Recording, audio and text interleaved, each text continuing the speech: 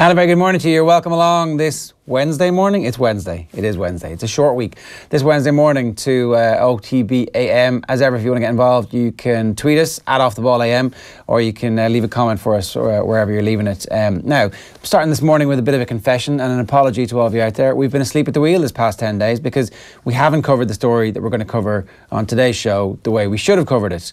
There was stuff going on. We were in New York, swanking around the place, helping to launch Rooney. They won their first game, by the way. Did they? Congratulations to all at Rooney. Yeah. You were hanging out with WWE star JBL. Yeah. Hanging out, you know, looking over Lexington with the big man himself. Maybe it was all a ploy. Maybe it was a distraction tactic so that we wouldn't cover the story. Send us to JBL, and JBL kind of is the smoke and mirrors. And then St. Patrick's Day happened, and we won the Grand Slam, and there was stuff to talk about, right? Yes, but now we've won the Grand Slam. We've taken care of that, and the fixtures crisis in the GAA. We'll come back to that. Don't worry. We'll definitely cover that. We're going to talk a little bit about the Grand Slam a little bit later on, but yeah, we are totally. But we didn't cover Shane Ross's tweets, and not the one about Dave Kearney being Rob Kearney or Rob Kearney being Dave Kearney, or however he managed to screw that up. And you know, oh look how funny I am. I accidentally can't tell the brothers apart. Which, you know, when you think about it, might actually just have been a bit of a joke on his part, to make everybody think, that lad, he's a good lad, you know? It's, you know, the boring Kearney's Twitter account.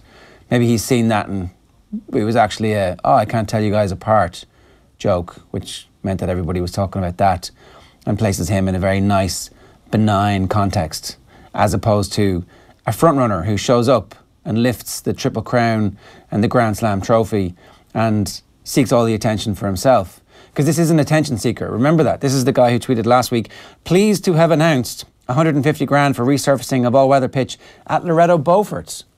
This will improve playing conditions for students and at Loretto HC members, #sportsgrant, #let's-keep-active. That wasn't the one that actually got everybody up in arms. It was the 150 grand for the other hockey pitch that got people pissed off. But there's more to come from that, because today in the Mirror, which I don't have right to hand, I do, yeah, here on the front page of the Mirror is outrage at Ross Sport Funding. And it is actually the Mirror who've done the best work on this over the last 10 days or so, as the rest of us have been busy talking rugby. Basically. And New York and doing what it is that you do when you get distracted by stuff in the midst of this incredibly brilliant news cycle for sport and Rory McIlroy. They've quietly been funneling out the details of these grants to make sure that, well, you know, hopefully nobody's going to take too much of a time or care over actually finding out who we're giving the money to, right? Right. Well, the reason why this has kind of popped back up, as you say, is because of these tweets and because the appeals process seems to have reached some sort of conclusion in the Sports Capital programme. Like last November, a lot of these figures were allocated, the initial grants were allocated, and at that time then appeals were allowed to be lodged. Now, whether or not everybody knew they were allowed to appeal these grants remains to be seen, because I think it's the first time that an appeals process has actually been brought in for the Sports Capital programme, which isn't an annual thing, we should say. It could become an annual thing now that the boom is back, but this is kind of an unusual sort of capital programme. It's a very lucrative one, and if you know how to operate the system well, you will get your tuppence worth for your efforts. A lot of people, though, naturally aren't fully aware of the ins and outs of all of this, as we've seen manifest itself over the last couple of days. Yeah, it's actually really hard to fill in these forms, and there's a bunch of different criteria that you have to meet. Some of the criteria, you've got the criteria there. Some of the criteria involve actually the benefit to your community, and you're supposed to really be coming from a disadvantaged background. That's like one of the criteria as outlined in the terms of reference by the Department of Sport, who apparently, independently of all political influence, adjudicate on where the money goes. But we know that's not how Irish life works. We know that a phone call can help get a wind farm, you know, checked on, according to the Taoiseach last week. That's how Irish politics works. So the notion that the Department of Sport and their department and the officials within the department are completely independent of any influence from outside is impossible to believe, because they're obviously under difficulty in a difficult situation when the minister phones and goes, that school there, yeah, it's in my constituency. It's a great school, great hockey pitch, definitely need it. Top hockey, good hockey. What are you going to do? You're going to say, fuck you, minister? You're not. You're going to try and find the way to go, tick, tick, tick, yeah, okay, there we go, it's off my desk. I'm not saying that's what happened in this case. No. We're not saying that that's what happened in this case.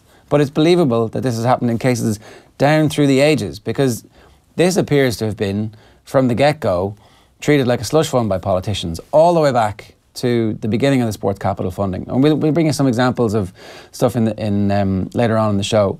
But there's no political party that so far, apart from the ones who were in government during the crash, when this didn't actually happen. Exactly. And they didn't have the opportunity to do it. But there are no political party that has not been somehow sucked into the notion that, yeah, this is a slush fund for me to give stuff to my constituency. The socio-economic factors are just worth pointing out. It's something we're going to get into quite a bit this morning. Paul Barrett, the chairperson of the Neptune basketball club down in Cork, is going to join us on the line a little bit later on. He has felt the brunt of this in the opposite direction. He was told that he is in too advantageous an area to be given the funding to repair the roof in the Neptune Stadium, which clearly is quite a big issue. It's a roof. I mean, it's an indoor arena. I mean, leakages have happened in here. And they were told that essentially the project is not in a disadvantaged area, despite the fact that Barrett himself has pointed out that there are a number of DEIS schools in the region, and it's impossible to say that this gets a 0 in the 1 to 3 scale of actual disadvantage. They give those schools free access to the hall for PE. So those schools, which are DEIS schools within hundreds of metres from the door of the Neptune basketball club. 3 schools, Northmont, St. Vincent's and North Pres. Use the facilities for free. Yes. Which is precisely what is supposed to happen with these facilities. So ideally, a couple of years back, a decision was made that you wouldn't give money anymore to a single sport because communities need to be brought together by sport as opposed to just your GAA club, just your soccer club, just your rugby club, just whatever. So they asked for clubs to team up with schools. Apparently this is a big issue, according to Thomas Byrne from Fianna Fáil in his press release. Now, those in glass houses shouldn't be throwing stones, Mr. Byrne, but we'll come back to that at some point later on. This is the perfect situation where it seems like an organisation needs some help. There's a hole in the roof. It's basketball in Cork. There's loads of schools using the facilities. What's the issue? Precisely. It's also the only basketball club in the entire country that owns its own venue, so it doesn't have outside finances coming in. It depends massively on this sort of funding. We also know in terms of the sport that it doesn't have a body like the GAA funding from the top, and that's not any bit of a criticism at Basketball Ireland. It's literally just the resources that they've got there. They don't have the gate receipts. They've got a fraction of the gate receipts of the likes of the GAA, and there has been other big projects in Gaelic games that have been funded by the Sports Capital Programme, which should be the case, don't get me wrong, but in terms of the amount of money being pumped in to Gaelic games from the Sports Capital Programme, it makes you think twice about whether or not it's the correct sport that should be getting all this money. For example, Tralee IT and their new Gaelic games setup got 7.5 million in the Sports Capital Programme, which is obviously a huge chunk and potentially completely deserved, but it is Gaelic games. Who's the Deputy Minister for Sport at the moment? Brendan Griffin. What's his constituency? Kerry. Where's Tralee IT? Kerry. There's no connection here, obviously. No connection whatsoever, of course. We're just pointing this out. Let's bring in the newspapers. OTB AM. In association with Air. Get Air Sport free with Air Broadband. We'll start with the Irish Independent this morning. Sexton has coaching vision, reads the back of the paper this morning. Grand Slam star wants Schmidt to stay beyond World Cup. He was speaking yesterday in the wake of the Grand Slam win, and he's pointed to his interest potentially in getting into coaching in the future. A couple of other rugby stories doing the rounds today. Gordon Darcy's column leads the way in the Irish Times. Ireland's next task is repeating those high standards without Conor and Johnny. A big task that is indeed. While Donal Lenihan's column leads the way in the Irish Examiner this morning. Saluting greatness, reads the headline. Donal Lenihan says Schmidt is the best thing to ever happen to Irish rugby. And then finally from the rugby stories this morning on the back of the Times Ireland edition, it's an interesting one. Kiwi coach in contention for Ulster job. Glenn Moore, who's the coach of the New Zealand women's rugby team, has emerged as a surprise candidate for Ulster's head coach vacancy. He's coached North Otago, the Highlanders, the Blues and Mid Canterbury during his career. The article also talks about Bess Henderson and Rob Kearney signing new IRFU deals. Yeah, so Slam Heroes Want More is the back of the Mirror. John and on, this is the news that Jonathan Walters is going to continue playing, and yeah, a bunch of people want to see penalties introduced to the GAA as opposed to the 65 competition, and obviously outrage at Ross Sport Funding is the front page headline in the Mirror, who've been doing great work on this story the whole way through and who have kept that steady drumbeat up. Golden Oldie, this is Jonathan Walters continuing on. Ireland trio sign extensions, that's the contracts that Owen was talking about right there. Martial might be leaving Manchester United. Another really crappy transfer story 5 months before the transfer deadline day. John, to go on, this is the continuing story there. It looks like Leinster will have Sean O'Brien, Rhys Ruddock and Luke McGrath back for their Champions Cup quarter-final. That's from Des Berry on the back of the Herald. I'll Stay John is the back page headline on The Sun. Amazing story from Neil Custis. Pogba's TV blooper.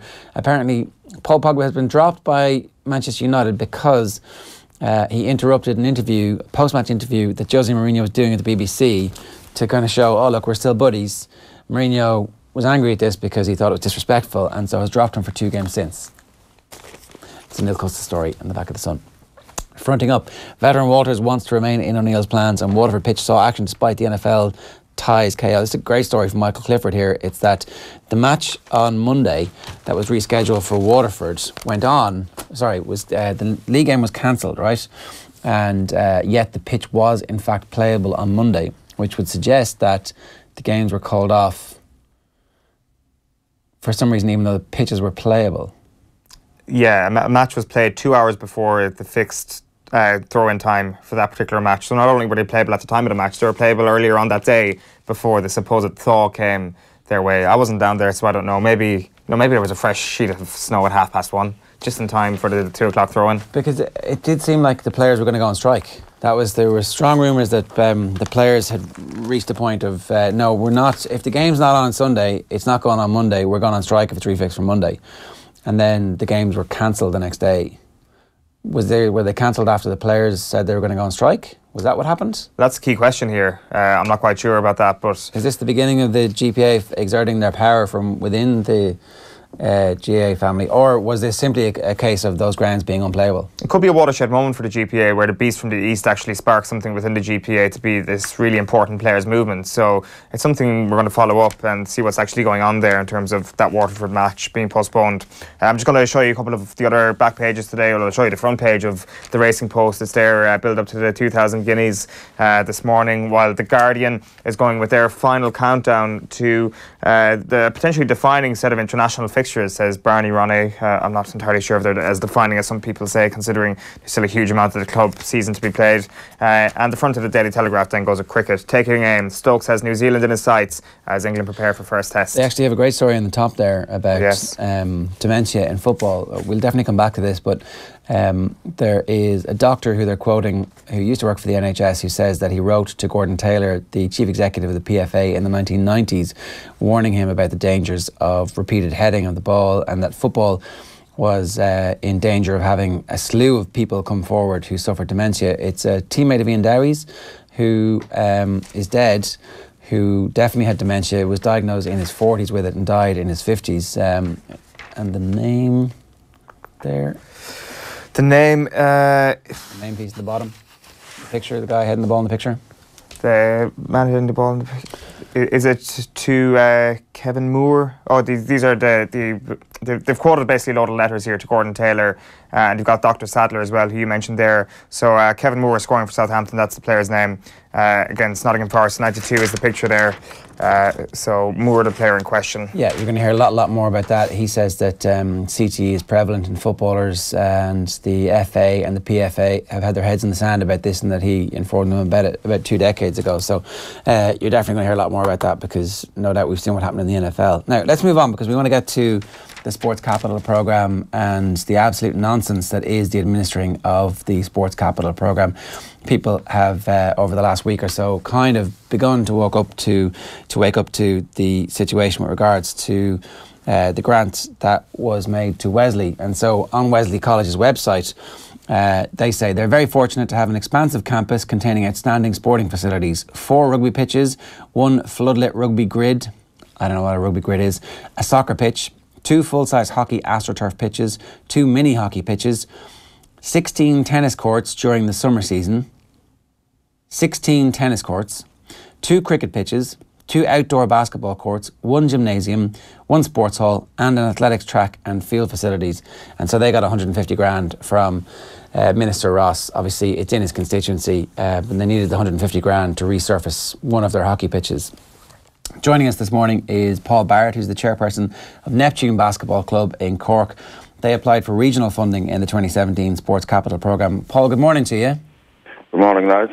Obviously, Neptune, one of the most famous and storied basketball clubs in the country, all the way back to when basketball was at its absolute peak. How is the club at the moment? Before we get into the details of this sports grant, just tell us a little bit about the role that the club plays in the local Cork community in terms of membership and what the age profile of your members are.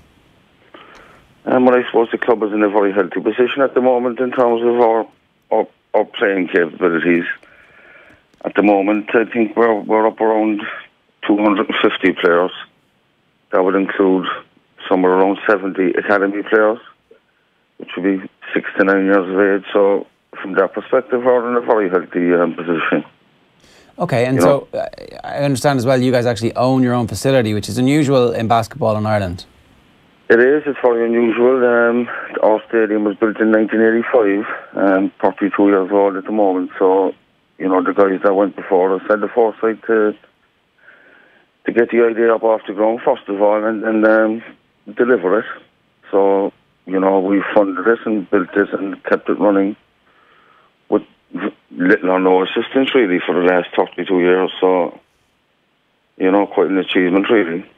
Paul, one of the things about these grants is that a lot of clubs are actually at an immediate disadvantage because they don't own their own facilities, and as a result the government has taken the view through the Sports Capital Grant that they're not going to give money to organisations that don't own their own facilities, because whoever does own it might take the benefit from the updated facilities and take it away, which is why it looks like you guys are actually in a really good position to get a grant. Just tell us a little bit about your membership, will you? Because I know that having DEIS schools in the area was one of the important factors that you thought might help you. So where do you draw your membership from? Generally speaking, it's the local area, but we do reach out around Cork City. We attract players from around the city, but generally speaking, it's a Northside club. It's a Blackpool club, it always has been.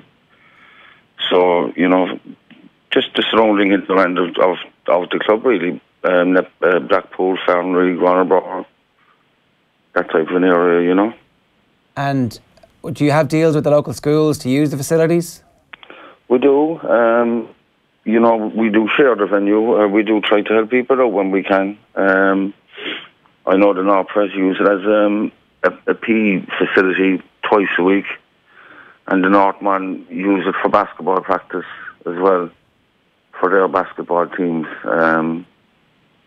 So we do. We're part of the community and we understand that. And we're kind of we lean towards helping other local teams when we can. So we do our best. There's no doubt about that. So, Paul, scroll back for me then and tell me about the decision to go for a grant. When did you realise that you might be eligible for a grant, and what was that process like? Well, I suppose I took over as chairman, I think it's 3 years ago now at this stage, and the roof was an immediate problem from my point of view. As in, I could see that it was going to cause us a lot of trouble coming down the track. So we started to keep our eyes and ears open in terms of trying to get funding, and there was a Sports Capital Grant Programme announced a number of years ago, but a few years ago, and we applied at that stage. So it's been on our radar for a while, because it is a very serious issue. The roof, it's well done by itself by date, and we've had engineering reports done on it, and it just requires a new roof. It's just as simple as that. So this isn't the first time you've applied? No, it's not. We have applied specifically for funding for the roof on the last round, for sure. And why were you rejected then, or did you find out? I suppose when we were rejected on the first occasion, I didn't really dig into it as much as I possibly should have, because it was our first time out.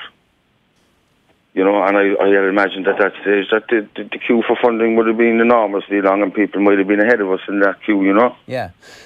How straightforward is this process? You've got to fill out a bunch of forms. You obviously need the engineer's structural report, that kind of stuff. Is it straightforward? Was it clear? Was it easy enough to do?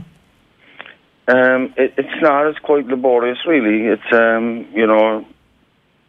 there's an enormous scope for error, and it seems it could be perceived to be designed to make things difficult for people in terms of the amount of information they require. But that said, I had a very experienced sports administrator with me when we did complete the second application, and we did attend kind of seminars that were given by the Sports Capital Grant people from the department to make sure that we got everything right in terms of dotting the I's and crossing the T's. So we were quite happy with the submission that we put in. And, it just went in with all the rest of them then at that stage, and we just had to sit back and wait. But we were happy with what we did. Okay, well, let's get to the point where the actual application is turned down. We've had a look at some of the stuff that has come back. So the selection criteria and the points scored and the weighting. So likelihood of increasing participation and or improving performance. The weight on this is 7. You get 1 on this. It says that the proposed project will have a minor impact on participation. Sharing of facilities, you get 0 points for. Sharing not mentioned in the application, or sharing mentioned but no license agreement provided / license agreement provided does not meet requirements of the Sports Capital Programme. And then level of socio-economic disadvantage in the area. The weight of this is 5 and you get 0. The project is not in a disadvantaged area. So they're saying it's not a disadvantaged area and you don't share your facilities. Yeah, that was disturbing actually to read that, that conclusion is absurd. I mean, anybody that looked into the Blackpool situation generally would discover quite quickly that it's in Cork City's Council's programme for redevelopment. The schools in the area all have DESH status.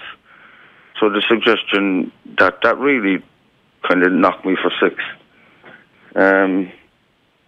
And I made representations on it and pointed out that the idea that we weren't in a disadvantaged area was absurd and it should be looked at. But, I didn't get anywhere with it. So what does it tell you then when you look at that particular element of this application and you see an area like Wesley getting the money that potentially you are not getting? I know it's under a different, more localised scheme than the regional applications, and also in terms of that, the sharing of the facilities and I guess the technical merits of the project. Essentially, when it comes to participation in Neptune Basketball Club would have to cease according to your engineering report. So there's a number of things here which just seem a little bit out of kilter from the results that you got back. For sure. We did point that out to the people prior to submitting the application, that there wasn't any kind of area in the report where we could point out that our issue wasn't increasing the numbers of members that we had. Our issue that we are facing is that we won't have any more. That, if we don't have a functioning building, the participation will cease. So whatever about increasing the numbers we have in the club, the problem is more immediate. And, there was nothing in the application that allowed us to get that point across properly, only to make representations after the fact, after the submission went in. So, it's strange the way it's set up, for sure. When you consider what's gone on, what's transpired, it's kind of sad, really, So just to be clear on that participation point, Paul, if you're a young basketballer in Blackpool, in Cork, where would you have to travel to play basketball for a club should Neptune Stadium, which, should the roof give way at this point, which the engineering report has stated it might do, is there another option for them in the local area, or is this the only option for them to participate? Well, if you were a basketball player in Cork, you'd be fairly fortunate because the north side of the city is kind of a hotbed for basketball, so there are other options in terms of clubs, but, those other clubs will be relying on schools and other kind of community gyms for practice. Whereas, as you said, we're in a kind of unique position ourselves in terms of having the responsibility to kind of fund and repair our own building, you know. Paul, when you went and sought some clarification from your local TD and local representatives about where the actual funding had gone, what did you find? In a word, nothing. You know, I got the usual one-liner back, you know, that we've received your query and we'll revert back to you in due course. And that's, you know, it just, I suppose, what we're trying to do in our club is difficult enough. You know, a lot of the times it's like trying to push a boulder up a hill. And then when you start getting these kind of dismissive responses from government officials and TDs, it does take the wind out of your sails, there's no doubt about it. But we certainly didn't receive any kind of help or direction or support. That's one thing for sure, anyway. And when the results were actually published, where did most of the money for the local region go to?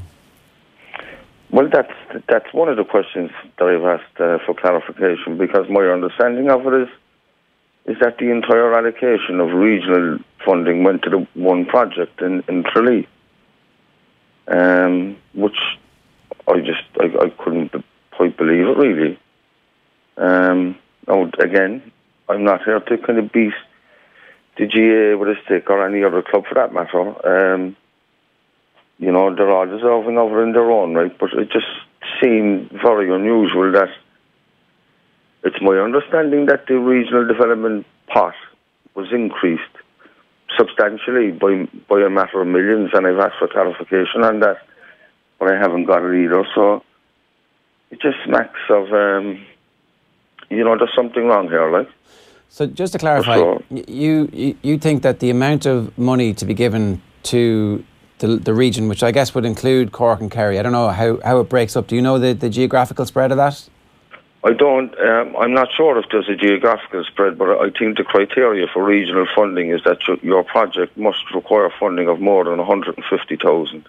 Okay, and so that was the process that you went through. That's why yours was termed regional, and that it's your understanding that the amount available for regional funding was increased, and that all of the money, including the increase, went to one project. Yeah, that's my understanding of it. Just in terms it has to be my understanding of it, because I've asked the question and I haven't got the answer back. Well, we did offer Minister Ross the opportunity to come on the show this morning, but he's unavailable. I'm not sure why he's unavailable, but the department said he would be unavailable to us. Yeah, and in terms of other questions that the department have been asked in recent days, one of the questions, just in terms of the response that the department gave me yesterday, was were all 443 unsuccessful applicants eligible to appeal? Their response is that all 463 invalid applications and 200 partially invalid applications were invited to appeal the department's decision. I guess my question to you, Paul, was, were you invited to the appeals process? Were you invited to submit an appeal and essentially get this element of disadvantaged area, which seems to be the big bugbear here, looked at? No, I wasn't, and I was quite surprised to hear that there was an appeals process. We certainly weren't given the option to appeal, formally or otherwise. It just wasn't made available to us. Had there been a process to appeal, I would have taken it, because the mistake was so obvious. You know, it was a no-brainer in terms of winning an appeal, if there was an appeal available to us. You guys got 28 points. That was your total score. Do you know what the score you have to get before you'll be considered for a grant, or before you're eligible for a grant? Do you know what that score is supposed to be? I don't. So it doesn't seem like it's the clearest process or procedures in place for this. It doesn't. It certainly doesn't, no. And, you know, another thing that kind of caught my eye was the amount of clubs that got just 150,000, you know. Because that's... They came under the threshold for regional granting, you know, whether that's by luck or by accident, I'm not quite sure, but... You know, they seem to have engineered a way where they could give certain clubs 150, the maximum of the other pot. Yeah. If you understand. Wesley is one of those particular institutions. Yeah. Okay. So, all right. No, it would be interesting if you held the two applications side by side, wouldn't it? Wesley's and Neptune's, just to see, Well, we'll do our best to see if we can get our hands on a copy of that. It might prove difficult, I suspect, under the circumstances, given that they didn't meet the criteria the first time round and they got it on appeal, which always is interesting that some people know how to appeal and some people aren't told about the appeals process. Paul, what's next for you? Well, what do you do from this point forward? 'Cause, look, just to reiterate, I suspect that you're not a full-time employee of Neptune, right? You're a volunteer. That's right, yeah. So we're fighting fires in terms of keeping the building operational. It's a continuous struggle for us. I have no doubt in the absence of funding that we'll have to find considerable resources again during the summer to try and get the roof repaired as best we can. But that's not an ideal situation. It's not a situation that we can continue to do. For practical reasons, as much as anything else, the roof just needs to be fixed, in its entirety, so. Well, we wish you the best of luck with that project, Paul, and maybe you keep in touch with us about how it's going. And there's no advice beyond asking one of the local government TDs to intercede on your behalf, because unfortunately it appears that that's how this system works at the moment. For whatever they say about these being independent of political interference, that certainly doesn't seem to be the case. So that's the grim reality of the country we live in at the moment. Paul, thanks very much for joining us this morning and best of luck. Okay, guys, thanks a lot. Paul Barrett, the chairperson of Neptune Basketball in Cork, who didn't get their grants. Just to prove that this isn't something that's brand new, right? Let's pull up a story from the Irish Times. The date there, if you can't make it out, is May 2004. Almost 3 million for Kerry sports clubs.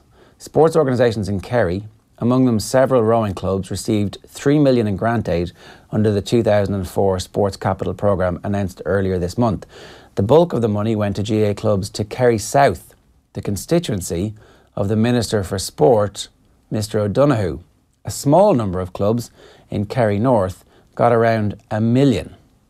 So that's 3 million, Kerry North and Kerry South. Now this was when Kerry had two separate constituencies. Obviously it's a 5-seater now, is that right? Yeah. Right, so then they continue to go on and talk about among the recipients this year were several organisations in the Minister's own local electoral ward, Killorglin, in which his brother, the sitting councillor, Mr Paul O'Donoghue, and 2 other Fianna Fáil candidates are standing for election. In that ward, Steam Rowing Club got 80 grand, Carsaveen Rowing Club got 100 grand, Over the Water Rowing Club near the Minister's hometown of Carsaveen received 30 grand, and Valencia Regatta Committee also received some 7 grand. Lawn Rangers in Killorglin, 200 grand. Kenmare Shamrocks GAA Club, a similar amount. South Kerry Sports Centre, 250 grand. The best bit of this, though, is the rowing club in Killorglin. So if we can scroll on to the next page, right? It emerged yesterday that the 106-member Killorglin Rowing Club, currently under construction, was pushed up the list of points needed to allow it to qualify for its first tranche of sports grants in late March 2002. €550,000 grant aid in a 16-month period. Some of it under the then Minister, Dr Jim McDaid, and then 250 grand in July 2003 under the new Minister, Minister O'Donoghue, the Minister for Sport, John O'Donoghue at the time, back in 2004. You'll also find that if you go back and analyse the grants at that time, that Kildare North, where Charlie McCreevy was from, did very, very well. The Offaly constituency of Brian Cowan did unbelievably well under the sports grant scheme. Donegal did sensationally well when Jim McDaid was the Minister for Sport. And Kerry, as we've seen, well, Kerry had their sports facilities looked after amazingly well, even when they didn't meet the criteria by the then Minister for Sport, John O'Donoghue. So this isn't just a Shane Ross thing, it's also a Fianna Fáil thing, and it's also, it turns out now, a Fine Gael thing, because Tralee IT have just got 7.5 million quid. I'm sure they deserve 7.5 million quid, but maybe there's a way of doing it that doesn't look so bad. Potentially, also as well, due to the fact that Jimmy Deanahan is stepping away from politics as well. I guess kind of a goodbye gift from an absolute banker of a Fine Gaeler seat. Of course, Fine Gael will have to try and hold down their amount of seats in Kerry, and there are certain ways of doing things. Now, not everybody is unsuccessful in applying for grants. Some clubs do manage to get some money out of this, so let's go to a club that did manage to get some cash from the Sports Capital Programme. Alan Proctor is the Secretary of Castle Villa in Kildare, which is Castle Dermot, basically. And Alan, good morning to you. Morning, Gerard. How are you? Yeah, I'm good, thanks. Good. You guys were successful. How much did you manage to get out of the Sports Capital grant? Yeah, we were successful. We got awarded a total of €400. How much had you applied for? Okay, our total application was for about €40 or €50 less than 28,000. There was 3 different parts of our application. So there was 2 what were going to be permanent structures, ball stop netting and dugouts, and then there was a set of portable goals as well. The goals we have are fixed in the ground as well, so we wanted a set of portable goals. So our application, as part of the application, just to fill you in on how things happen, as part of the application you have to put in this a template from the Oscar website. So the Oscar website is the online sports capital register, so this is where all the applications go in through. So one of those forms that you have to put in, it's called an evidence of title. So it basically says that we are the owners of the grounds, that we don't need permission from a third party to be able to go and do something as a permanent structure.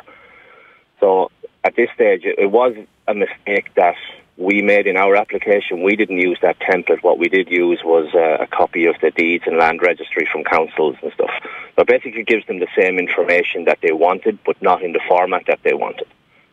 So somebody picked up our application, had a look at this, deemed it partially invalid, and proceeded as an equipment-only application just for the goalposts.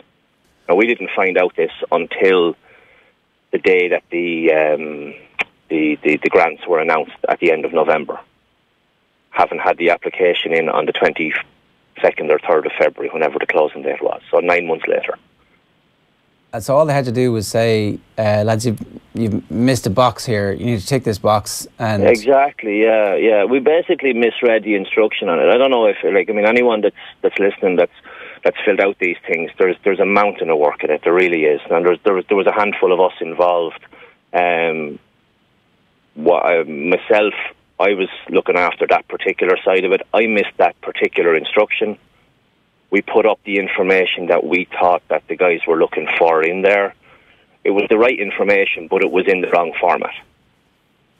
So exactly, it was like clicking the wrong box or something. We uploaded the wrong document. The document that they were looking to upload is a very simple document. It was print it, get it signed by our solicitor, scan it, and re-upload it. It's essentially what we've done with the information, but just it wasn't in the correct format.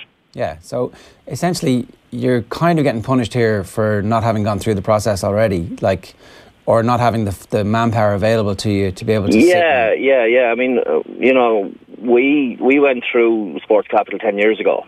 We got funding for an all-weather pitch. But a lot of the people that were there involved at the time, the committees have changed. You know yourself, people change in committees and people to take on different jobs. So I suppose the real galling thing about our application was that in the length of time it took someone to investigate what had happened with the document, separate the thing into 3, discard 2 of them and proceed with 1. Surely an email could have come out or a phone call could have come out and said, guys, listen, you're missing a document. You have 24 or 48 or a week to get it sorted out. Get it back into us and we'll see where we go from there.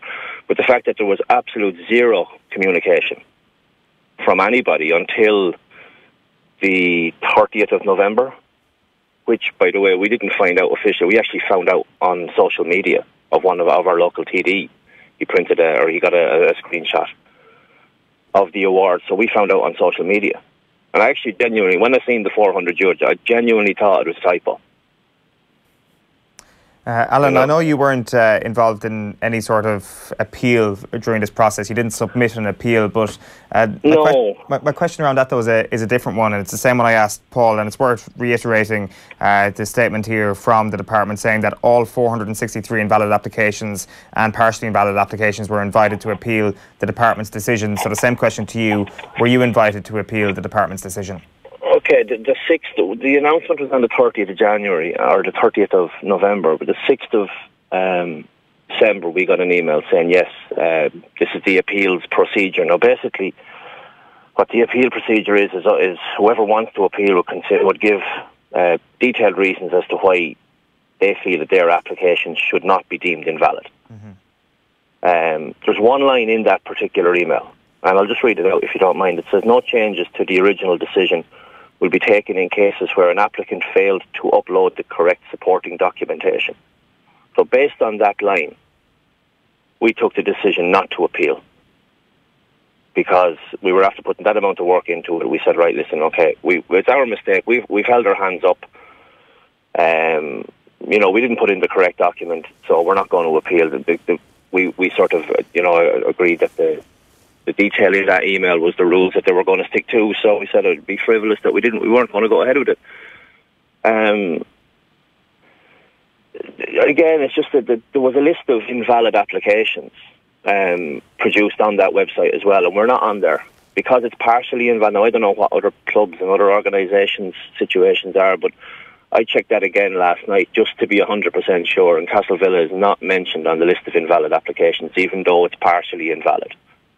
So again, like your previous contributor was saying, there's a lack of communication and a lack of clarity and a lack of ease of finding out information. That's the big problem for us, you know what I mean? Do you think you would do things differently the next time? Well, we'd make sure the right documents are in, yeah. But I mean, like getting the local politicians to make sure that they're making whatever phone calls need to be made. Well, yeah, I mean, to be fair, I mean, when it was announced, we made a couple of phone calls. I got in touch with Martin Hayden. He'd be a Fine Gael TD for Kildare South, and a couple of other guys as well that work with him. Now, Martin, to be fair to Martin made a couple of phone calls, found out what was after happening, and could tell us then within 24 hours what was after happening. And he has, over the course of the next sort of week or 10 days or 2 weeks afterwards, both himself and Ivan Keatley, a local councillor, both of them have been very helpful, and they have said that when it comes up again that they'll sit down with us and go through it. I mean, I've no problem with either Martin or Ivan or anybody else that offered help. Now, I suppose in hindsight, maybe we should have went and looked for help. Maybe we should have went and asked these guys, right, lads, can you check this over, or is there somewhere we can go to check this over? But, hindsight's a wonderful thing. It's we thought we were okay in the way we were going, but it's I suppose you asked me, would I do anything different? Yeah, I definitely would. We'd be getting help from wherever it's available. But finding it where it's available was always the difficulty, you know. Well, it seems like there's a secret code, and either you know the code or you don't. And if you know the code, you can get 150 grand. And if you don't know the code, then it's like, no, sorry, we don't like the way that your forms are filled out, and we're definitely not going to tell you. Yeah. No, I'd be very reluctant to be critical of any organisation that got funding, and I'm sure there's some fantastic organisations around, especially around Kildare South, where we are, that got funding, and they're doing great stuff for their members, but we got to look after ourselves, and we got to look after our application. So now we're 50 years old in Castleville next year, and part of this application was to make sure that the facility was presented in a manner that we felt was appropriate for a club of our status. It's there's a safety issue with the ball stop then, because it goes back onto the car park, and then the car park backs onto the goal. So it is possible that kids can run off the pitch and through the car park and onto the road. So I mean, it just stops balls going out. That was the major issue. But it's like I said to you, it's very, very frustrating that there was no information coming back for 9 months. We tried repeatedly to find out what was happening over the course of those, particularly the later part of those 9 months. Yeah. With an awful lot of difficulty in finding out when it was going to be announced. And then we find out on social media. I mean, I don't think that's particularly professional or particularly acceptable. No. Alan, You know?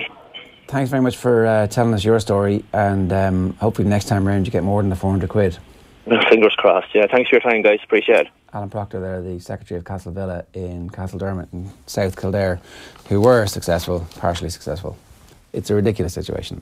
Yeah, it's one of the lowest figures down there. There's a figure for 150 quid for one application, which I think is the lowest in the entire local scheme. It's for a tennis club in Roscommon. I tried to get in touch with them.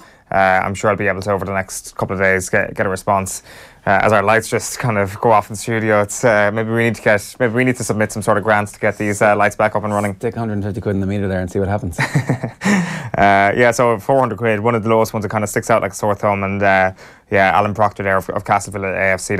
It's an interesting one. So we've heard from the local scheme and we've heard from the regional scheme, two different levels. But I guess if you go back to the Neptune one for just a moment, Paul Barrett, I wonder if you said to him, maybe next time apply for the local scheme and you might get yourself 150 grand. Now 150 grand is a cap, but you've got a better chance of getting 150 grand out of that than you do out of the one for over 150 grand. He might actually say, do you know what, that might be a more kind of shrewd way of doing it. Enda Flynn has tweeted to say, here's a nugget for you, Ger. 3 years ago, a now defunct American football team who used at Kildare RFC's grounds were awarded 20 grand. Kildare, who have 22 teams, including a disability team, applied this year and were rejected. So, whatever criteria are being used, and whatever sense that it's independent of political interference, it's not working. No. People don't feel like it's fair. It doesn't have the appearance that it's fair. And so if it walks like a duck and quacks like a duck, it's a duck. It's time to change this. And the Department of Sport have said that they're reviewing this and they're going to review how the money was spent and what value for money they're getting. But John Considine, the UCC academic, has over the last 20 years been keeping a record of where the money has gone and how it's been spent, and has come up with proposals to fix the system. It's not that hard to get a system which is completely independent. You make sure that there's an independent body whose job it is to look at these things on their merits and to help people fill in the forms so that ultimately everybody has the same quality of forms and documents submitted, and then you're making the assessment based on the merits of each case. But like Wesley on their website say they've got 16 tennis courts. They probably don't need 150 grand from the taxpayer to refurbish one of their hockey pitches. Buffalo Loretto, I don't know what the rest of their sports facilities are like, but it's a fee-paying school. They're already getting massive amounts of money from the taxpayer to pay the teachers in this fee-paying school, while there are clubs around the country who are getting 400 quid. Like, it's insane. And why do we put up with it? Like, we're the ones who are being ripped off here. I don't know why we put up with this. Yeah, there's not much more to really say beyond that. It is kind of, when you look at even just the verbs around this, the resurfacing of a hockey pitch compared to the actual refurbishment on the back of an engineering report that is required for a basketball court in North Cork, it is chalk and cheese. It's lunacy that this is actually being separated into a thing where you can actually say to a club like Neptune, sorry, you're in too rich an area, we're not going to be able to refurbish your roof. Yeah, makes no sense. What's next? We're going to go to a Brian O'Driscoll video, I think, presumably chatting about the Grand Slam yesterday. I can only assume it was about the Grand Slam. He was on Monday night, or on Tuesday night rugby, I should say. Let's have a look to hear what he was saying. But you do get the sense that this is ultimately a stepping stone to something great, to something big in Japan next year. And I heard Rob Kearney make reference to that. Just going to say, put it this way: when you were doing your interviews in 2009 on the pitch in Cardiff, it was about the moment. 100%. It was noticeable that Rob Kearney, enjoying the moment, did also put the win into the context of the next 18 months. Now, I appreciate he's maybe older and maybe the younger guys were going, well, hey, but in 2009 there was no one even for the World Cups. We did not give it a thought. Yeah. We did not give it a thought. So that makes you think that this has been talked about as part of the bigger plan. Yeah. That this is an aspect en route to doing something special and not just getting to a semi-final. I know we're not in the greatest place in the world to be able to be excessively confident about about World Cups off the back of where we've been, but you do feel as though this isn't a team that wants to go and do something no other Irish team has done before and get to a semi-final. These want to get to a final and they want to win a World Cup. And well, if you're number 2 in the world, well, you've got a chance, right? You'd have to think you've got a chance. And also the fact that the best team in the world, the double World Cup holders from 2011 and 15, have been beaten in the last 18 months or 2 years, 18 months. So it's not that unthinkable thought of, gosh, if you came across the All Blacks in a World Cup in some capacity, how would you deal with it? I think there is a confidence, and I definitely don't think it's an arrogance. I think it's a confidence that is breathing through this team that, do you know what, if we stay the course and do what we have been doing, that we have a great chance. Yeah, we're sticking with rugby for the time being. Just a reminder of the rugby stories carried on the back pages this morning. The back of the Irish Independent is going with the headline that Sexton has coaching vision. Grand Slam star wants Schmidt to stay beyond World Cup. That's the other thing he was saying with the Irish Independent yesterday evening. While the Sports Wednesday on the Irish Times leads with Gordon Darcy's column this morning, Ireland's next task is repeating those high standards without Conor and Johnny. So he's talking about the backup positions at 9 and 10. It's also rugby on the front of the Irish Examiner sports section. Saluting greatness reads the headline on Donal Lenihan's column. He's saying that Schmidt is the best thing to ever happen to Irish rugby. And then the other rugby lead this morning, it's outside of the Ireland camp. It's actually to do with Ulster. Kiwi coach in contention for Ulster job. That's Glenn Moore, who's the coach of the New Zealand women's rugby team, is apparently one of the front runners now for that vacant Ulster job. Of course, the story also mentions the new contracts for Best and Henderson. Meanwhile, in Leinster, Rob Kearney got himself a new contract as well. We're going to stick with rugby, as I say. Charlie Morgan of the Daily Telegraph is on the line to chat to us a little bit about England and Eddie Jones and the future of that side. But before all that, let's hear some more from Brian O'Driscoll last night. He was talking about England. I was very disappointed with the England that came out. Anything in particular? The first 10 minutes, I just, like, you have to have this hateful intent to right the wrongs of the 2 previous weeks of people starting to sharpen their knives, say that you're not the team you were 12 months ago. A reaction because you're back at home, you haven't lost there for 14 matches, and yet people are talking of the Irish coming to town and potentially putting you to the sword. So all of that would have served for me as a huge carrot to come and really bring a ferocity to the first 10 minutes, where the Irish would have been stunned and thought, gosh, we are really in for a test match here. And I just didn't see it. And if anything, I thought we imposed ourselves on the game very early on and looked like the aggressor of the two. Yeah. Charlie Morgan of the Daily Telegraph now joins us on the line. As Brian O'Driscoll said there, Charlie, no hateful intent by England on Saturday. Do you think that was one of the big problems? One of many, yeah. Really interesting. Brian mentions the first 10 minutes there. There was sort of an incident in that period that was a microcosm of England's whole championship, which was Owen Farrell kicking through, looking to put pressure on Rob Kearney's right foot, and then getting pinged for what was kind of a 50-50 call by Angus Gardner. But it kind of summed up how England's ill discipline has kind of just derailed everything they've tried to do tactically. And it also kind of summed up the way that Owen Farrell's been the one guy leading that intent, and how it was, slightly recklessly on that occasion, he was pinged from the resulting line out. Sexton put an inch perfect bomb up on Anthony Watson. We sort of all know what resulted from there. Yeah, absolutely. It's going to be a big enough day, I think, today for the RFU, because Steve Brown, the chief executive, is expected to face the media. He's going to be asked questions about Eddie Jones's future. You'd suspect he's safe for the time being, Charlie, but there's certainly a hell of a lot more question marks around his position than there was at the start of the Six Nations. Yeah, absolutely. I think that's at 11 a.m. heading down there in a couple of hours. The last time one of these was called, ironically enough, Eddie Jones was kind of unveiled with this new kind of 2-year contract, which is heading sort of meant to be a transition after the next World Cup. That now looks like a hell of a long way away. The immediate kind of, I wouldn't expect too much drastic to go on today. I think the tough questions will be about England's performance and perhaps how they've managed the minutes of those elite players, perhaps how the selection looks a bit stale, and certainly how there was a bit of a lack of dynamism and tactical nous. the immediate things that you can do to change that, I guess, the best England have looked, if you look at Australia last year, and you look at 2 summer tours really that Eddie Jones has taken England on. He's had Glenn Ella there, he's had Sam Vesti there, sort of skills coach and attacks coach, guys to take that burden off him. Consequently, England look kind of more cohesive in those periods. I just wonder whether that will be the first thing that they look to address is a coaching change whereby there's a kind of full-time attack coach in there to look after that part of the game. Because we can talk about the breakdown, we can talk about intensity and everything like that, but the cohesion really ties all of that together, and that was what was really lacking for me. Yeah, you mentioned the minutes there. It's an interesting one. We'll get into that in just a moment. But just kind of a final point on Steve Brown and the RFU. Do you think that they look at Eddie Jones and they got a little bit carried away with the early hype of Eddie Jones and they gave him a little bit too much autonomy?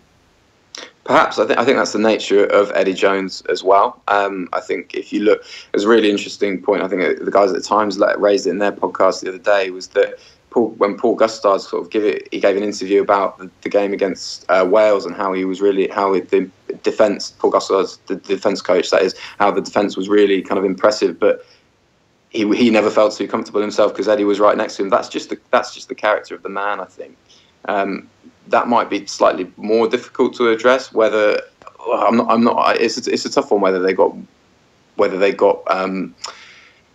carried away with that, but I think they knew what they were getting themselves in for, really. So I think it's kind of tough to be too sympathetic with them.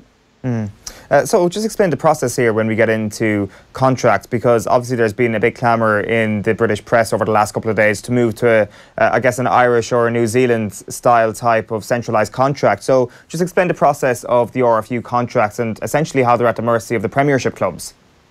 Yeah, well, the Premierships are the guys that pay the players. Mark McCall was fantastic on that yesterday. He sort of said that these questions weren't coming down at Saracens. These questions weren't coming up over the last couple of years when England won the Grand Slam, when they won the Six Nations in the wake of that.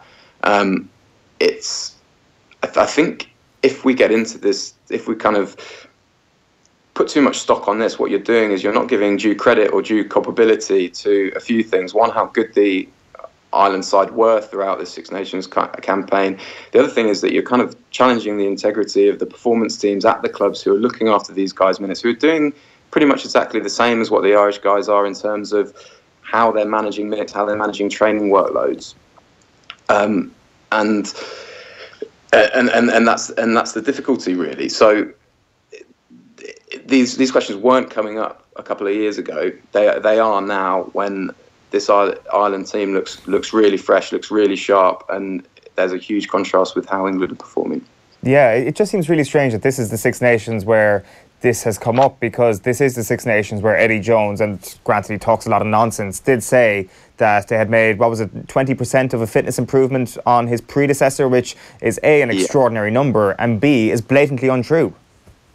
It's kind of far-fetched. I think, again, to go back to what Mark McCall knew, that he's the club director with the most lines in his squad. He knew at the beginning of the season that he had a job managing those minutes. He was unlucky. There were a lot of injuries in the Type 5 which caused guys like Mako Vunipola and Maro Itoje to have a large amount of minutes. He made the point actually yesterday that Maro Itoje's actually only played 10 matches in the last 20 game weekends, which is a kind of workload certainly comparable to what the Irish lads are going through. So again, I just think all of this is sort of white noise. We'll kind of come to it again when Steve Brown addresses the media later today. But I feel like tactically that's where England really need to address things. It's fair play for putting up the hands and kind of referring to it as a tactical thing and giving Ireland due credit there. The only other thing I want to touch on in terms of kind of fatigue is that Alan Quinlan was in with us yesterday morning, and he was chatting about these full contact sessions that England were doing between matches during the Six Nations, which again just seems like a massive failing and almost amateurism when it comes to professional setup, that they surely have the data analytics and they have the performance experts in there to know when to do full contact sessions and when to give the guys a little bit of a break.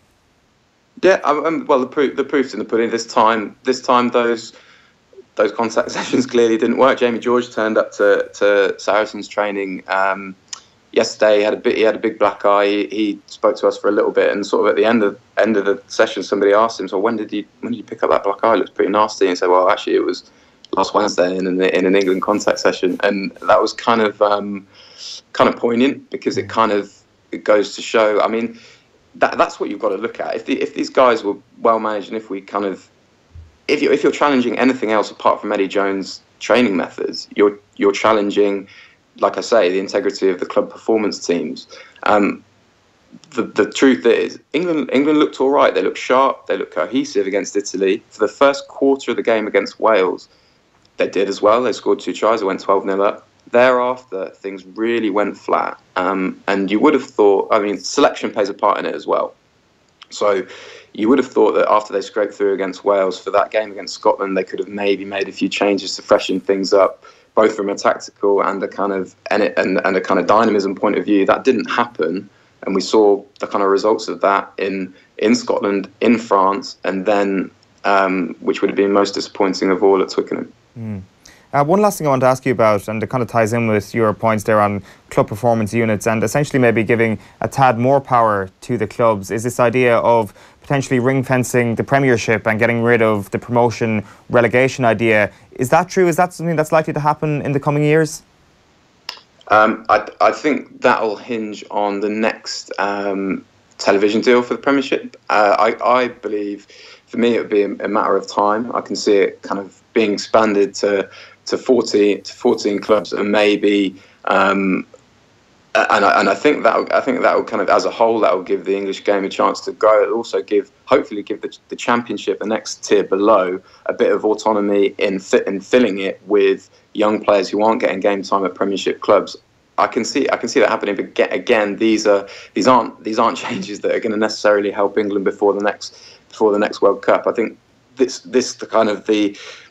the question of the second tier and the question of ring fencing would have been really interesting to raise with Steve Brown today, but whether there'll be a chance to do that in the wake of England's performances and what he'll have to answer about that, I'm not sure. Yeah, but it'll be an interesting press conference today. Charlie Morgan at the Daily Telegraph, thank you very much for joining us this morning. Thanks for having me. Cheers. You can, of course, read Charlie's work online, and indeed that press conference from Steve Brown this morning in tomorrow's paper. We're going to turn to soccer for a moment now, because Dan MacDonald was on the show last night. Of course, Ireland are up against Turkey this Friday in Antalya. But one of the big stories this week has been surrounding Reading player Liam Kelly, who decided not to play for Ireland and turned down Martin O'Neill's advances via text message. Here's what Dan had to say on the show last night. I wouldn't say he was angry. I think he was more bemused, really, with the whole thing, I guess. Right. As in, there's no chance England are coming in?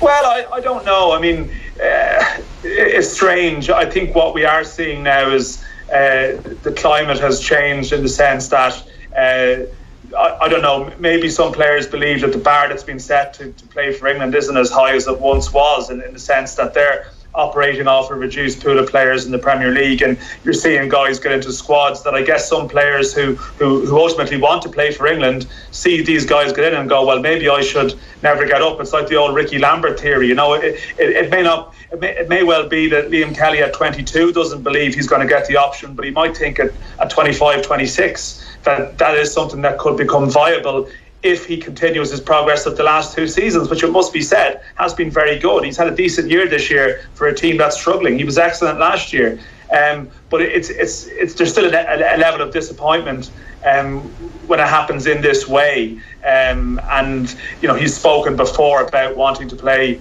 for Ireland. Now doesn't want to. What happens if England don't call? Does he come back in the future? I'm not sure the public are going to be mad about that. Just, you know, the response today, in some ways, O'Neill is throwing him out there, you know, and he's I wouldn't say he's throwing him under the bus, but he's certainly put it in such a way that there's an unsympathetic view towards Kelly amongst Irish fans that I think would be hard to forget if for some reason in 2 years' time he wants to come back and play for Ireland for some reason. Yeah, Dan MacDonald there speaking about Liam Kelly on Off the Ball last night. Off the Ball is live on the radio again tonight from 7 p.m. and the football show live from 9 p.m. You can keep across our social channels. Follow us at Off the Ball, and we're live on YouTube and Facebook from 7 o'clock every evening as well. You are watching OTB AM though. OTB AM is brought to you this morning with Air, the home of Air Sport. Get amazing live sporting content free with Air broadband. Now, we've got one last piece for you this morning. It comes from you from New York. When myself and Ger were over there the week before last, we sat down with Neil Collins, the former Roscommon Gaelic footballer, and we spoke about fashion, his life in New York, and good old Irish begrudgery. Here's some of the conversation, and here's how things went. And in a lot of ways, like, I'll be very honest, I was like, I was a little bit intimidated by like big success and like and doing those kind of things, because it just I wasn't used to doing it. Like I was, but after a while you realise that like that's the only way of getting forward here. And also, like, as I said, people are very upfront. It's not like they're doing it, you know, for a reason, but also for themselves, but also for you. And it's like very upfront and honest. What was the breakthrough? What was the moment where you went, actually, I'm out the other side, I'm not slumming it anymore? So I stopped working with the guy I was working with towards the end of the summer, and like I was playing football with the club here, and after that I was kind of getting a bit annoyed, you know, that like I wasn't doing exactly what I wanted to be doing, and I probably spent, you know, maybe like 2 weeks, like not in a good frame of mind. And then I was like, I just have to get back like trying to do the right things again. And thankfully, like I just changed my mindset a little. Like, it was getting a little bit negative, and it was getting a little bit I was a bit hard on myself maybe also. But then when I switched my mindset, honestly, everything changed in about like the space of 2 weeks. Like a lot of things changed. Like I started doing the small things again, and then I got the opportunity.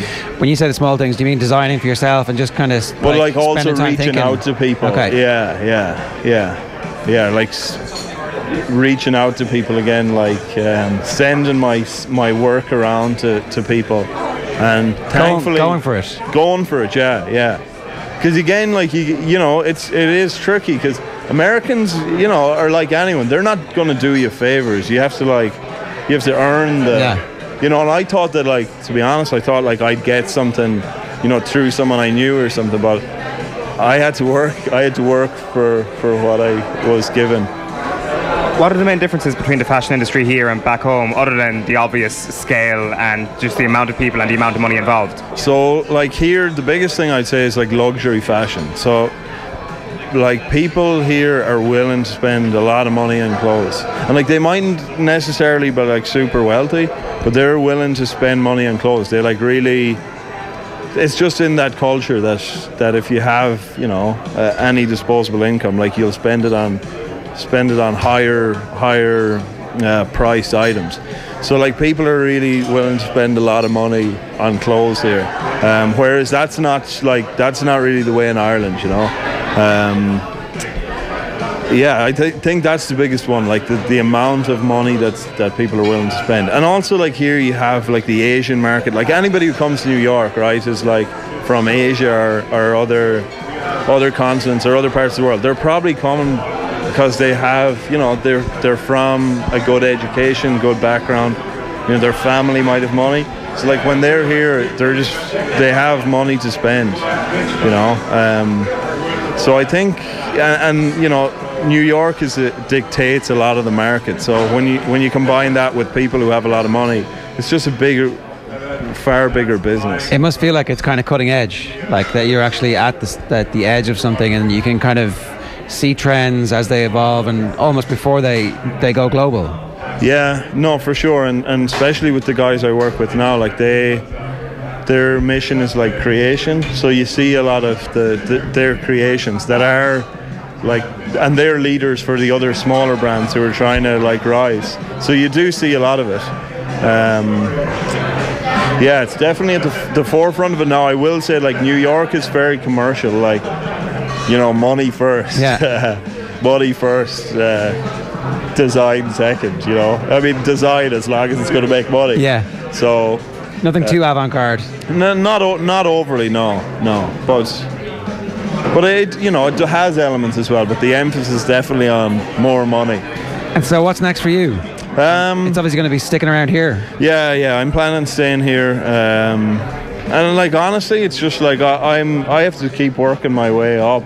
You know, like I started again, you know, at a low level here, so I have to to work my way up, and I'm kind of happy to do that now because I realised that there's just no other way. Yeah. You know. The other thing is, it's okay to start if you're on the right path. It doesn't matter where you are, so long as you know that you're on the right path. Yeah. A lot of people take a long time to mess around and try different things and kind of bumping in and bumping up against the career that they want to be. And I think as well for sports people, it's very hard because you literally have to be a training twice a week and you have to be minding the rest of it. So it's not easy to get the brain space to go, I want to be a lawyer, or I want to be a business person, or I want to be an entrepreneur, or I want to be an accountant, or actually I just want to be a teacher because that's actually my calling, as opposed to, I don't know. And also I think it's like difficult to be very passionate about a number of things. Yeah. And like it's the passion as well that'll help you, you know, with your work in any area. So if you're like working and really passionate about playing football, you know, that's going to consume a lot of your time and energy,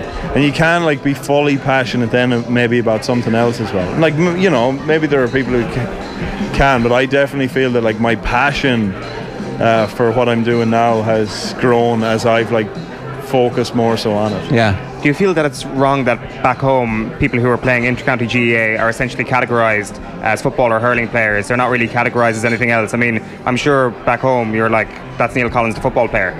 Yeah, it was like it was something that I was aware of. Yeah, it's definitely how they're defined, but I think that's difficult. I think that is a little difficult because I don't think that should fully be the emphasis when it's not actually your profession and you're not getting paid for it. So while that is the label, I really don't feel it should be, and I think it doesn't lead lads down the right path by that being their label. Yeah, do you think it can have a positive impact? Like you look at somebody like Lee Chin, who's doing nothing but playing hurling at the moment. Like doesn't have a job, he's not studying, which may just be the right time in his life to kind of take a break from that sort of stuff. But at the same time, it is heaping more towards people pointing at him as the hurler and the hurler alone. Yeah. I mean, I guess it just depends what you want to do as well. Like what you're really passionate about. Like, you know, a guy like Lee could spend his life coaching, which is this, you know, which is related to what he's doing now. So like if it's leading down that path, maybe that's the right decision. But I just think like, especially when you step outside Ireland, like you see the possibilities, opportunity career-wise, you know, to really build and set up a really good career in life for yourself. So I definitely wouldn't think that's a good idea. But I guess it depends what you want to do. The last time I think you were on the show, you'd ripped your hamstring off the bone, is that right? It's a really horrific injury that it's very hard to get back to the same level you were at. Yeah. Is part of that now, in retrospect, was it a good thing that happened to you? That like that forced break, you're like, what am I doing? All my life is spent doing this, but actually over here I have this kind of... it was kind of the similar timing, like that I hadn't planned on coming back after that, but I hadn't planned on coming back after that anyways. Like I had kind of known that I was gonna step away from it. So while it probably did give me a good chance to step away from it though, like earlier than I would have.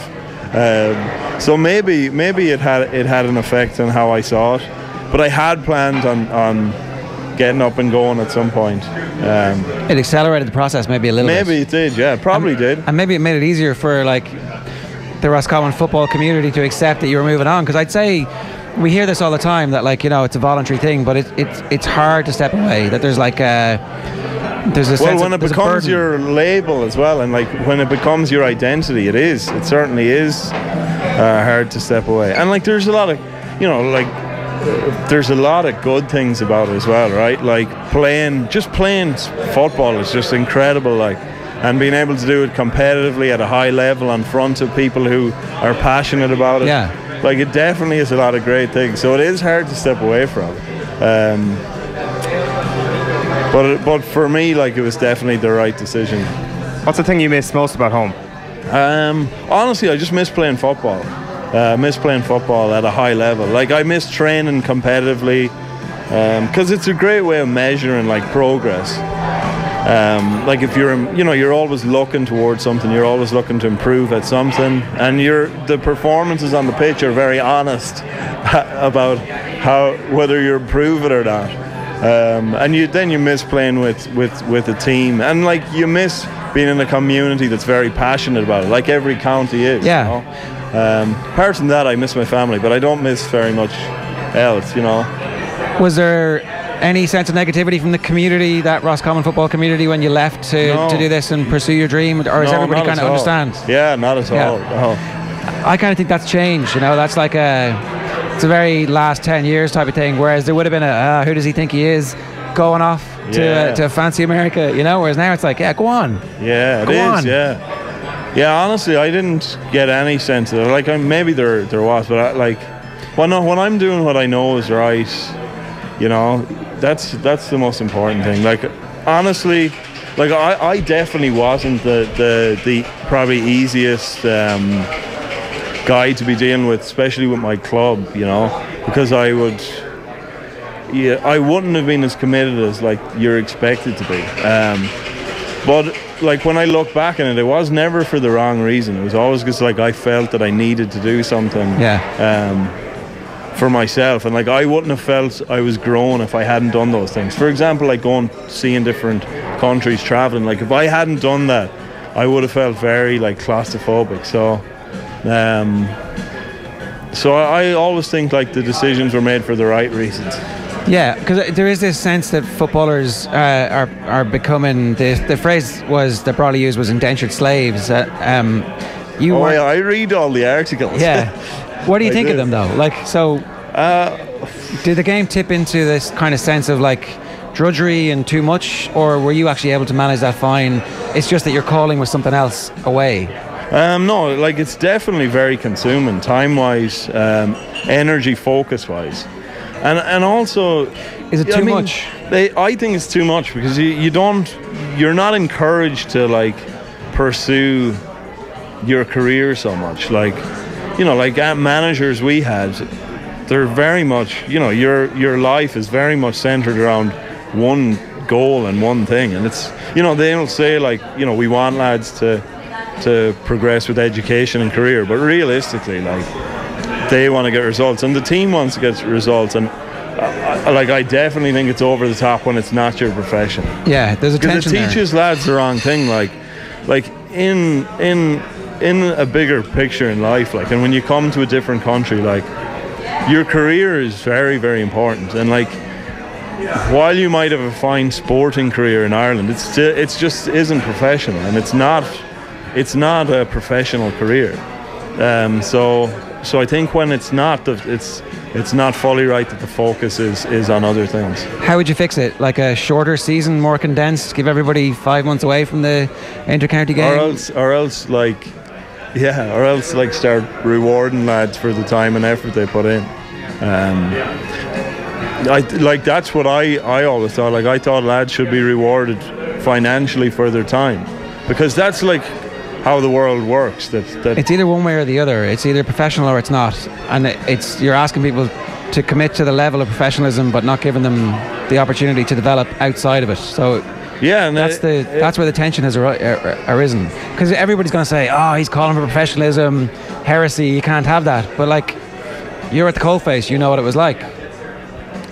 Yeah, I mean, each one has a trade-off. Like, if you're bringing in professionalism, money, you're trading maybe the ethos of the game. But I just think it's difficult on lads. I think it puts lads in a bad position where they realise like. The focus is purely on football. Like, don't worry about your career stuff. Like, just do whatever you can to get paid, because this is your focus. I definitely just don't think that's right. Yeah. I really don't. And like the more I went on, like I started to really realise that. You know, it wasn't like let's do everything we can to help these lads perform. It was like let's like do everything we can to win. And like. You know, it's not necessarily looking after the individual doing that. Yeah. OTB AM. In association with Air. Get Air Sport free with Air Broadband.